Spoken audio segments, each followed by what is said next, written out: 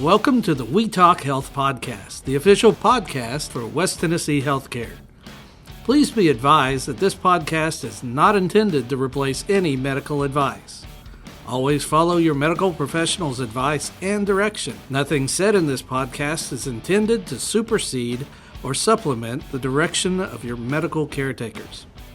If you have any questions, please reach out to us at wetalkhealthpodcast@gmail.com, and we will do our best to answer any questions you may have. Thank you for joining us for another episode of We Talk Health podcast for West Tennessee Healthcare. Today, our special guest is Dr. Michael Bryant. He is a primary care physician with West Tennessee Medical Group Primary Care located on Kennedy Drive. And today, Dr. Bryant is going to talk to us about a couple of related issues, obesity, insulin resistance, and fatty liver. Dr. Bryant, I know especially fatty liver has been a hot topic, it seems like, lately, and definitely the year 2020 and leading into 21, many of us have not been as active as maybe we used to be, so we may have an extra few pounds, the COVID-19 hanging around, unfortunately. So can you talk to us today about these topics and maybe what we can do to reverse some of those symptoms that we might be seeing? Yes, thank you very much. And yes, this is Dr. Michael Bryant, and I work at the Martin Primary Care Clinic here in Martin, Tennessee. And I am pleased to have the opportunity to discuss several of these issues that I am seeing with increasing frequency in my own clinical practice. I am going to spend the first few minutes talking about obesity. It's a topic which has received a lot of attention, and it does every year in the lay press, in magazines, on TV, as well as within the medical community. It's a topic that I find is very sensitive for most of us, but it's one that I think we have to address due to the risks that are associated with the increasing girth that we experience over time. So I'm also going to address, as you mentioned, the associated topics of obesity and fatty liver during this time. The first thing I think is important is to define our weight category, I'm going to call it. What is a weight category, and how can we figure out where we fall in that category? Historically, we used height and weight charts to determine whether our patients were normal weight, underweight, or overweight. The charts were difficult to access for us. They were not necessarily standardized across the country, so there was a lot of confusion about what our weight really was and what it should be. Well, some years back, they changed to something called a BMI, which is a body mass index. What exactly is the BMI? It's a single number that you can look at to determine what category you're in and how big or small you happen to be. If you're overweight, your BMI is going to be over 30. In fact, over 30 is considered obese. According to the statistics I see from the CDC, we have been struggling with our weight in America for some time. In fact, we see an increasing trend of people getting larger and larger every year. In the year 2017-18, CDC said 42.4% of adults were obese, not overweight, but obese. Wow. So almost half of us were into the category of obesity. You know, in me, being my curious self, I want to know, well, why is this important? When I was younger, you were heavy, so what difference did it make?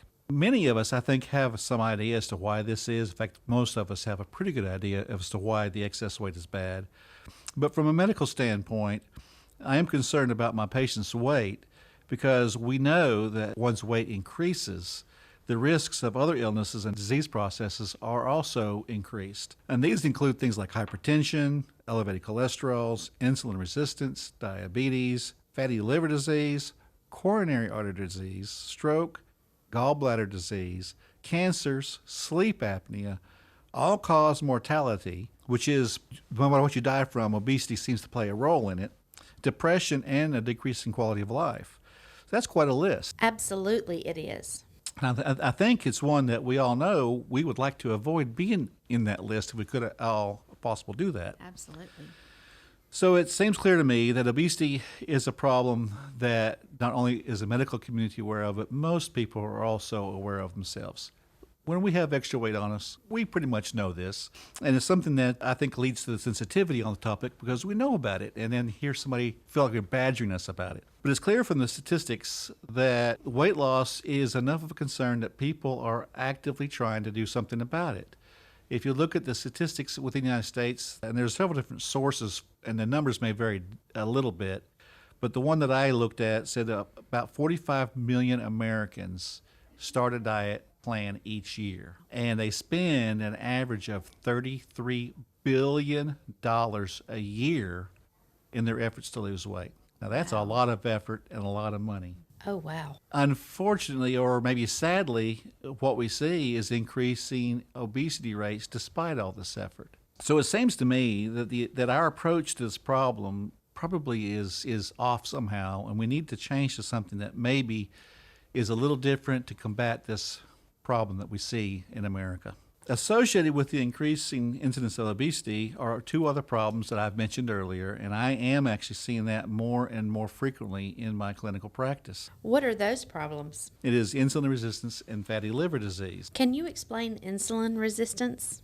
Insulin resistance is basically a situation in which your pancreas cannot produce enough insulin to keep your blood sugars in a normal range. It has been called various things in the past. In fact, some still use these names, such as impaired fasting glucose or prediabetes. It's usually discovered by your doctor on routine blood tests. You weren't having any symptoms, didn't know there was any issues, and you do some blood tests and find out, lo and behold, your sugar level's higher than it should be. For insulin resistance, those numbers usually fall between 100 and 125. And at that level, you still have a chance maybe to reverse some of these changes, but the writing's on the wall as far as the potential for developing diabetes at that point. In my own curiosity, you want to know, well, how does our fat layer actually play a role in this thing called insulin resistance? And this very active area of research has been for several years. Actually, they were having problems really finding some of these hidden secrets within the body, but recently they've been making some pretty good progress in finding out what the obesity is doing within our body that seems to promote these processes. You know, at one time we thought the fat layer was simply nothing more than a storage area for excess energy. That's where it went, and it didn't do anything. But we became aware years ago that the fat layer is actually very metabolically active. And as we gain weight, unfortunately, how the fat cells react to their own increased size changes the way they actually are metabolically active. So we have known for a time as well that as we increase our girth, as our weight increases, that we start seeing a low-level inflammatory process within our bodies. And in recent years, they've begun to unravel why this is so. It turns out that this is actually a pretty complex process, and they don't have all the answers, but we do have enough knowledge now to kind of have some idea as to what's going on. So what we know now is as we gain the weight, our fat cells, they don't actually grow and divide. They actually get larger.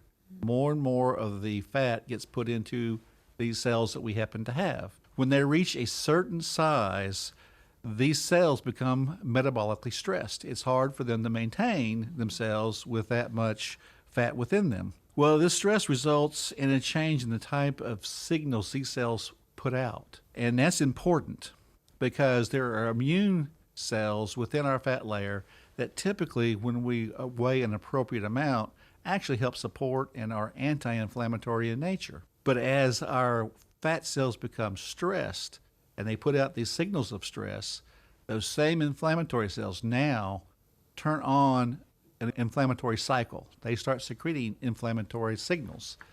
These inflammatory signals recruit other cells that increase the inflammatory process, and thus you have the situation where just being heavy results in a low-level chronic inflammation.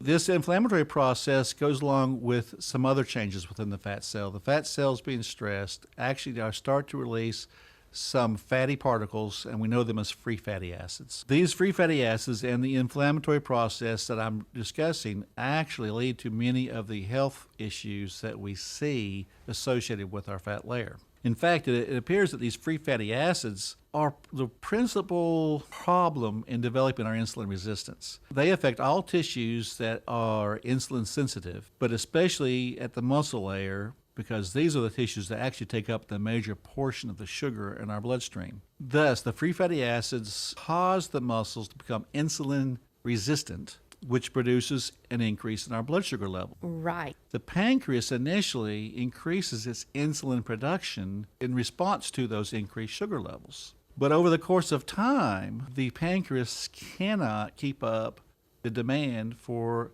the need for more insulin. And we start to see our blood sugars rise. And thus, when the doctor does his blood test and sees it, this process actually has been going on for several years before it's found. Right. So, Dr. Bryant, can I ask a question? Because I've had family members who have had these issues, and from what I understand, the blood levels is not necessarily what it is at that moment in time. It's actually kind of a number that I guess is an average over a certain number of days. Is that correct? So it may be that my blood sugar is high right now at this point in time, but it's been high. It's not just this moment. Is that correct? Well, yes, but what you'll find with the blood sugar levels is it's a very dynamic thing, and your blood sugar levels will actually move or change consistently throughout the entire day, Sure. depending upon many factors: how active you are, how much insulin's being produced, what you've eaten, and what your liver's producing, because your liver also produces sugar. So the sugar that we check is a dynamic thing, and the normal numbers that we have that we use were generated from prior research where they took volunteers and measured what was their sugar levels when they were considered non-diabetic. And so we come up with these ranges. And what we found is a fasting blood sugar used to be the way we diagnosed diabetes, Right. because it had to be over a certain number before we would call you a diabetic. Well, as time has passed and we know more and things have gotten more refined, we now have this whole group of people we're calling insulin resistant, because we can see they're not diabetic, but they certainly have a problem with controlling sugars within their body. So is this what people would refer to as pre-diabetic? Yes. Okay. Yes. Obviously, a lot of this has to do with how we're taking care of our bodies, what kind of food we're eating, if we're exercising, if we're active. But does genetics play any part of any of this? Clearly, genetics does play a part in this, and I don't know that the exact genetic links have been all elucidated, but there are people who have a tendency or a genetic predisposition to developing diabetes and insulin resistance. And again, since we can't know, as a clinician can't know if the person sitting in front of me happens to have that predisposition or not, I pretty much have to assume that if you have a problem with sugars that I'm seeing, that you have a risk of developing full-blown diabetes, which is much harder to treat and control and has much higher risks to your health than some insulin resistance does. Sure. So I guess the good news is, even if we do have those predispositions, those risk factors, there are things that we can do to lower those by eating better and exercising. And even if we are predisposed to those types of issues, we can take charge of that for ourselves. Yes, and I hope to have some time today to actually, discuss what I think about that topic. Absolutely. Because that's actually, to me, the key to treating these problems. And you also mentioned earlier fatty liver. Now, this is something that I have heard a lot. I've actually had several family members myself who've been diagnosed with fatty liver. And I guess up until 5 years ago, I would have associated any kind of liver dysfunction or liver disease with alcoholism, but that's not necessarily the case. It sounds like this is more related to obesity and the insulin resistance. And so can you explain a little bit about the difference there? Yes, and you're correct. We used to think that most liver cirrhosis and other things were alcohol related, but we now know that's not always the case. And again, it's funny because these free fatty acids we were just talking about, well, they are also appear to be intimately involved with the development of fatty liver disease as well. They actually are processed by the liver. So the fats and things that we eat actually are, I think of the liver as a processing plant where they repackage them, change them for transport throughout the body. And these free fatty acids happen to be processed within the liver as well. The problem is these same free fatty acids produce a stress within the liver, just like they do in the muscles and other tissues. And it results in, again, there are immune cells within the liver, when the liver is stressed with these fatty acids, become again, pro-inflammatory. So it's kind of a theme. These cells start to become activated and secrete inflammatory signals, which recruits other inflammatory cells and fibroblasts and other cell types into the liver. That is one of the key issues or problems that starts to produce this fatty liver disease that we know about. Now, what also happens in this process is the liver will package these free fatty acids into other lipids, mostly triglycerides, and the liver then actually becomes a storing place for many of these lipids, and that's what we see when we do ultrasounds and things. We'll see these fatty deposits within the liver, and that's kind of how it was first named, fatty liver disease. Over the course of time, what happens is the inflammatory process continues. It may be at a low level, but that low level continuous inflammatory process damages the liver and the liver cells. We start seeing an elevation in liver enzymes. And it gets to a point where we now have a name for it called NASH. It's NASH, non-alcoholic steatohepatitis. That's when you have the elevated liver enzymes and you can see the fatty deposits. We know it's not alcohol related. It's related to the fats that are circulating and affecting the liver. Unfortunately, NASH, we know a certain percentage of the people who have NASH are going to progress and eventually develop cirrhosis. And the problem with cirrhosis is, of course, it's typically irreversible damage to the liver, and it can lead to end-stage liver failure, which is a pretty big deal. But the other thing that really is kind of lost in some of the details is this same process also increases risks for cancers of the liver, and those actually are increasing in incidence in America. So you can see this is all kind of interrelated, and it's very interesting to see how something so simple on the outside can be so complex and devastating to our cells on the inside. Absolutely. So are there some things we can do to help reverse the symptoms or the risk factors we may have for these, or if we know that we need to lose some weight? You have some tips for our listeners, the things they can do so that they don't have to come in and see you and be told that they have a fatty liver, or have to discuss. Yeah, or suppose they come in and see me and they're already in the obese category and they've already got some insulin resistance, or they've already been told they have fatty liver disease. Because we do live in West Tennessee and we love our fried foods. We love our vegetables, but we love them fried. Yes, we do. Well, the obvious answer to that question is lose weight, right? Sure. And that means go on a diet. And of course, I obviously agree that weight loss is going to have to be one of the key components to treating this process. With dieting in America, and I think we've all done this who've carried some extra weight, we've gone on a diet, we've lost some weight, we feel good, we get off our diet, and what happens? We gain all that weight back, and usually a few extra pounds to go along with it to keep it company. And that cycle kind of repeats itself over and over again. So as I was thinking about this, and in my own health, in my own life, I realized really most of this comes down to not just the physical or the actual actions of doing something.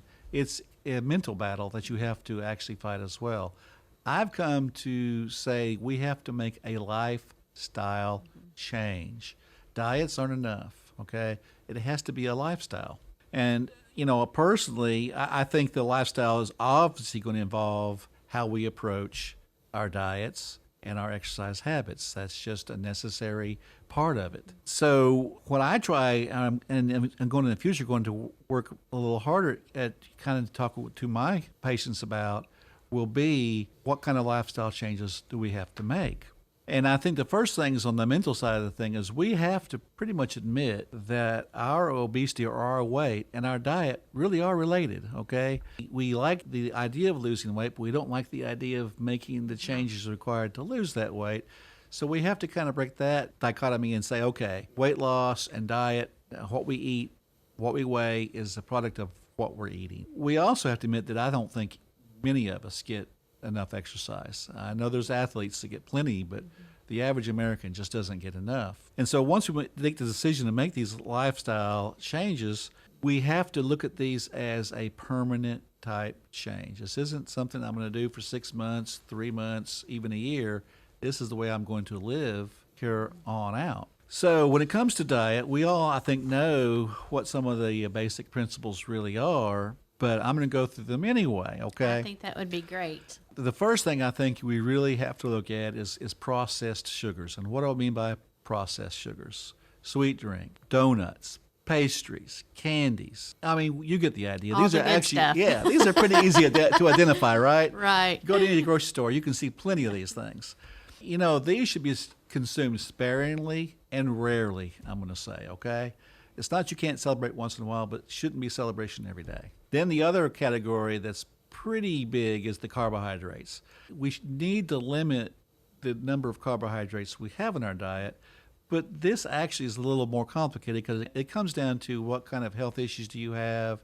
Your diabetics should consume less than a non-diabetic, so the target for the carbohydrates is a little more something you'd probably have to work out with either a dietitian or getting some education on diet from some knowledgeable sources. We all also know that we need to increase our intake of vegetables. Fresh is actually best, but frozen, canned are still a better idea than eating that second potato or that piece of bread that we like so much. Things like nuts, legumes, and fruits should also be part of the healthy diet. They give us nutrition that's difficult to get in other ways. And then we come to the meat category, and I'm a meat lover. I think a good portion of America is. The red meats, I think do have some type of a knock against them, and maybe some of that's legitimate, but I think, you know, it's easy to carry anything overboard, but red meats need to be eaten in much smaller quantities than the lean meats. And lean meat should actually make up more of your diet than the red meats.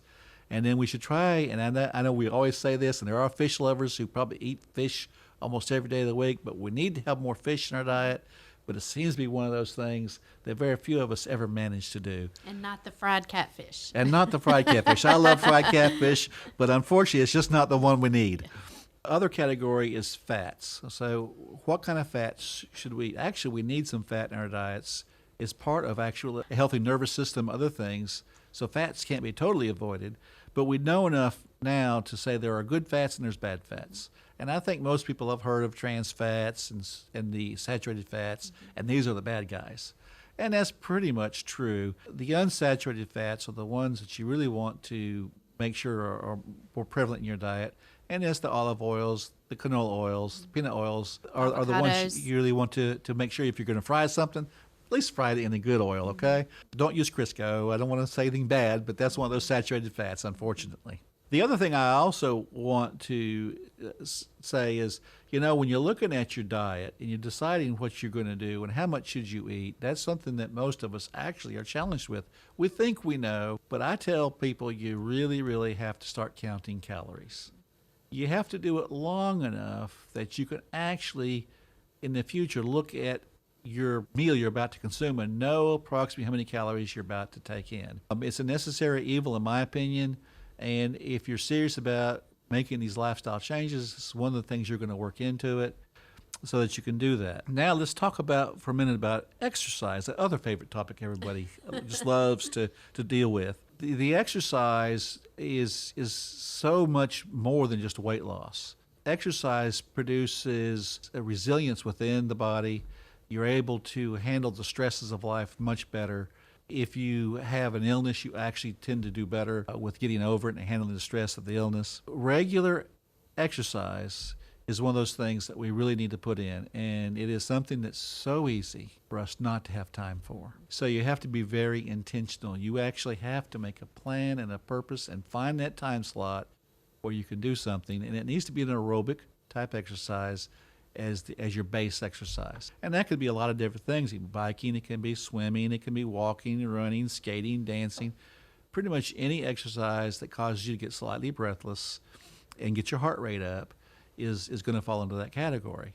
Now, how often, Dr. Bryant, should we try to, like you said, our schedules are so hectic, but at minimum, what would you say? How many times a week should we try to do an aerobic activity? And that's a good question. And actually, there's some good news on this one because it turns out after a lot of research that we used to say you had to do 20 to 30 minutes at one stretch to get the benefits. Well, the research I've seen recently indicates that's not necessarily the case. It's how many minutes in total in a week are you spending doing this activity? And there is a minimum to that, about 150 minutes a week needs to be spent in that type of activity to reap the benefits of it. So most of us find it more convenient to do 20 or 30 minutes at a stretch. Sure. And if you look at it, 30 minutes over 5 days, you've got your 150 minutes in. But you could do it 7 days a week. You can do it, 5 days a week. What most experts say is do it as many days a week as you can. Right. Okay. So we don't have to feel guilty if we can't get to the gym every single day. Correct. What I have found in my own life, it's easy to miss a day or two and then just not go back. So what you really have to do is make sure that whatever you do, that exercise piece is something that you're dedicated enough to that you just don't let it slip away out of busyness or other things that are going to crowd in, because they're going to. We all have experienced that. That exercise, I also tell most of my patients, I think that some form of resistance exercise is also something you want to put into your regimen. That's a little less frequently. I'd say at least a couple times a week you want to do some form of resistance exercise. Now, you're not looking to get bulky. You're not looking to make new muscle. What you're looking to do is to tone the muscle and strengthen the muscle that you have. Again, for the same type of reasons. It gives you greater resilience, increases your ability to handle the stresses of life, and it also happens to increase your calorie burning, because muscle, we all know, burns more calories than other things. So as you tone it and strengthen it, and yes, you may get a little bit more bulk out of this, it's going to burn more calories in a day than you would otherwise burn. But what I've seen in my practice as we age, those that have the good habits seem to remain independent, functional people a whole lot longer than those of us who don't have those habits. So by doing this, you actually are looking to the future and saying, I want to live as independently as I can. Even if I have to be 95, I still want to be independent.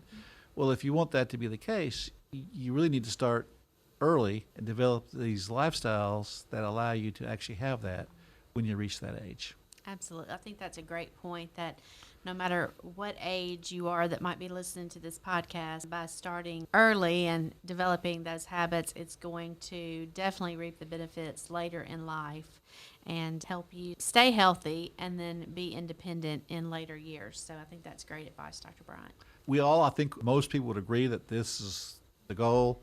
It's just amazing to me how hard it is for any of us actually to successfully put these habits into our lives. And I'm no exception. I have to work at it myself to be able to have any time to do the exercise. The diet part's a little easier. I can choose to eat or not eat certain things, but the exercise specifically is really challenging to fit in every time. Hopefully we will, as we head into spring and summer and we have better weather that allows us to get outside, we can choose activities that help us be more active, like working in our garden or working outside. Those can also sometimes help us get a little exercise and activity. It's better than sitting on the couch. Yes, anything's better than sitting on the couch. And again, you'll be surprised if you've been a couch potato and you get up and you start small, because you can hurt yourself if you try to do too much too quickly. But if you start something and you are persistent with it, you would be very surprised at how much better you feel once you've been doing it for a little while. There's a sense of well-being and health that comes from these activities and from following a sensible diet that you can't get any other way. Right. And I think we can all agree that after the year we've had, we all need some self-care and to help us feel better and be able to take care of others. So I think this has been very good information. Well, thank you very much. I appreciate you joining us today. And again, this has been Dr. Michael Bryant. He is with West Tennessee Medical Group Primary Care, located at 143 Kennedy Drive. You can reach him or his clinic by calling 731-587-5321. And Dr. Bryant, we would love to have you back on future episodes of We Talk Health to talk more about other disease processes or other issues that we may face and how we can change our course of action and be healthier, have healthier lifestyles. So thank you for joining us today, Dr. Bryant. Thank you very much, and thank you for this opportunity. Thank you. Thank you for joining us for another episode of We Talk Health podcast for West Tennessee Healthcare.